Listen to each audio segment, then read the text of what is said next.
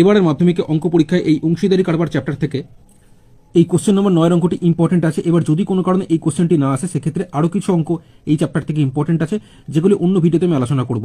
আপাতত এই ভিডিওতে আমি এই কোশ্চেন নম্বর 9 অঙ্কটি তোমাদের বুঝিয়ে দেবো, ঠিক আছে। তো এই কোশ্চেন নম্বর 9তে যে অঙ্কটি আছে, বছরের প্রথমে প্রদীপবাবু ও আমিনা বিবি যথাক্রমে 24,000 টাকা ও 30,000 টাকা নিয়ে ব্যবসা শুরু করেন। 5 মাস পর প্রদীপবাবু আরও 4,000 টাকা মূলধন দেন।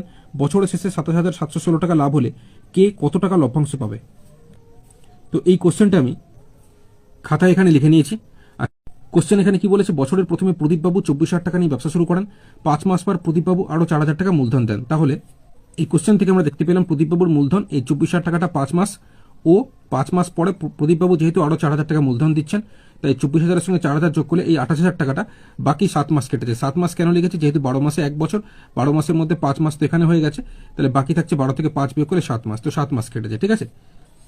সুতরাং 1 মাস হিসেবে এই প্রদীপবাবুর মূলধন হয়ে যাবে 24,000 গুণ 5 প্লাস 28,000 গুণ 7। 24,000-এর সঙ্গে 5 গুণ করলে 1,20,000 প্লাস 28,000-এর সঙ্গে 7 গুণ করলে 1,96,000। 1,20,000-এর সাথে 1,96,000 টাকা যোগ করলে 3,16,000 টাকা। এটা 1 মাস হিসেবে প্রদীপবাবুর মূলধন হলো। এবার চলে এলাম আমিনা বিবিতে। দেখো কোশ্চেন এখানে বলেছে বছরের প্রথমে আমিনা বিবি এই 30,000 টাকা নিয়ে ব্যবসা শুরু করেন। মাঝখানে থেকে কোনো রকম টাকা তোলেনি, টাকা জমাও দেয়নি, তো বছরের শেষে এত টাকা লাভ হয়েছে। তাহলে আমিনা বিবির এই 30,000 টাকাটা পুরো 1 বছর, 1 বছর মানে 12 মাস, পুরো 12 মাস কেটেছে। তাহলে আমিনা বিবির মূলধন এই 30,000 টাকা 12 মাস কেটেছে। সুতরাং 1 মাস হিসেবে আমিনা বিবির মূলধন হবে এই 30,000 গুণ 12 যদি করি 3,60,000 টাকা। তাহলে এই হিসেবে প্রদীপবাবুর মূলধন আমরা পেয়েছিলাম 3,16,000 টাকা, আর আমিনা বিবির কত পেলাম? 3,60,000 টাকা। এটা যদি অনুপাতে আমি বের করতে চাই, মূলধনের অনুপাত, এই হিসেবে প্রদীপবাবু ও আমিনা বিবির মূলধনের অনুপাত হবে এই 3,16,000 = 3,60,000। সেক্ষেত্রে আমি বোঝানোর সুবিধার্থে এখানে এটা কেটে দেখাচ্ছি তোমাদের। দেখো এখানে 3টে শূন্য, এখানে 3টে শূন্য যদি আমি কেটে দিই তাহলে থাকছে 316, আর এখানে 360।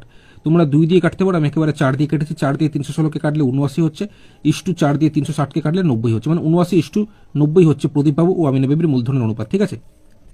তাহলে এই প্রদীপবাবু ও আমিনা বিবির মূলধনের মোট অনুপাত এই 79-র সাথে 90 যোগ করলে 169 হয়। এই 169-এর মধ্যে 79 হচ্ছে, মানে 79/169 হচ্ছে প্রদীপবাবুর মূলধনের আনুপাতিক ভাগাড়। আবার এই 79-র সাথে 90 যোগ করলে এই 169-এর মধ্যে 90 হচ্ছে আমিনা বিবির মূলধনের আনুপাতিক ভাগাড়, মানে 90/169। এবার কোশ্চেন এখানে বলেছে বছরের শেষে 27,716 টাকা লাভ হয়েছে। তো এই টাকা যে লাভ হয়েছে এর মধ্যে প্রদীপবাবু কত টাকা পাবে, আমিনা বিবি কত টাকা পাবে? এবার লভ্যাংশ মূলধনের অনুপাতিক ভাগ হয়।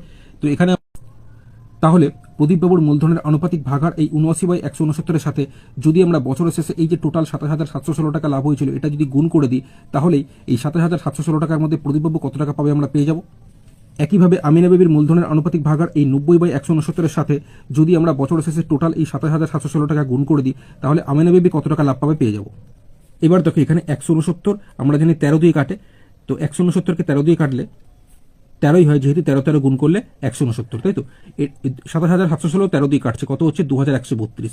এবার 13 দিয়ে আমি সরাসরি 2,132কে কাটলে 164 হচ্ছে। তাহলে আমরা বুঝতে পারলাম 169 দিয়ে পুরোপুরি যদি 27,716কে কাটি তাহলে 164 হচ্ছে। তো সেই আমিনা বিবির ক্ষেত্রে আমি এটা কাটাকুটি করে নিচ্ছি। 169 দিয়ে পুরোপুরি 27,716কে কাটলে আমি কত পেলাম? 164 পেলাম, ঠিক আছে। এবার 164-এর সাথে 79 গুণ করলে যত হবে সেটা প্রদীপবাবু পাবে, 164-এর সাথে 90 গুণ করলে যত হবে সেটা আমিনা বিবি পাবে, ঠিক আছে।